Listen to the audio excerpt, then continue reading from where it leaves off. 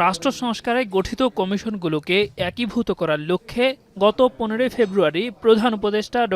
মোহাম্মদ ইউনূসের নেতৃত্বে গঠিত হয় জাতীয় ঐকমত্য কমিশন।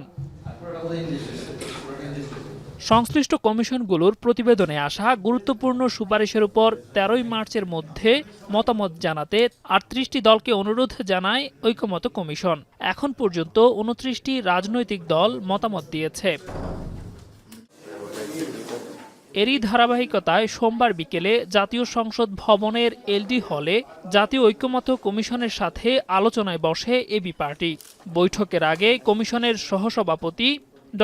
আলী রিয়াজ জানান, মে মাসেই রাজনৈতিক দলগুলোর সাথে প্রাথমিক আলোচনা শেষ করে দ্বিতীয় পর্যায়ের আলোচনা শুরু হবে। কমিশনের লক্ষ্য হচ্ছে জুলাই মাসের মাঝামাঝি যে নির্ধারিত সময় আছে তার মধ্যেই আমরা যেন আমাদের দায়িত্ব পালন করতে পারি, এটা আমাদের লক্ষ্য।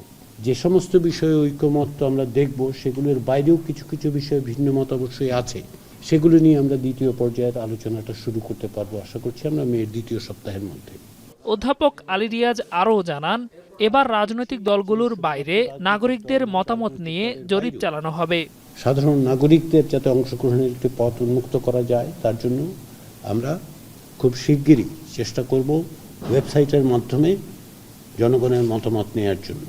এর বাইরেও আমরা চেষ্টা করব একটি জরিপ কাজ পরিচালনা করার জন্য।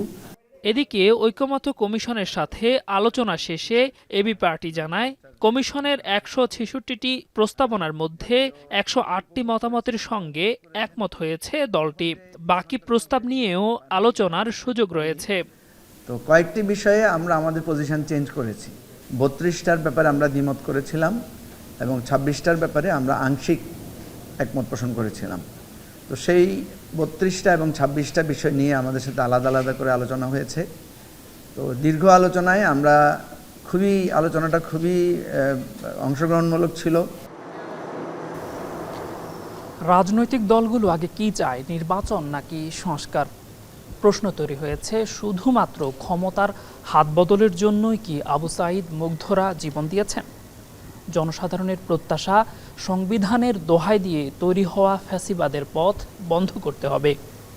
দেলোয়ার দোলন, এখন, ঢাকা। শাইনি চুলে এখন হবে সব হেয়ারস্টাইল।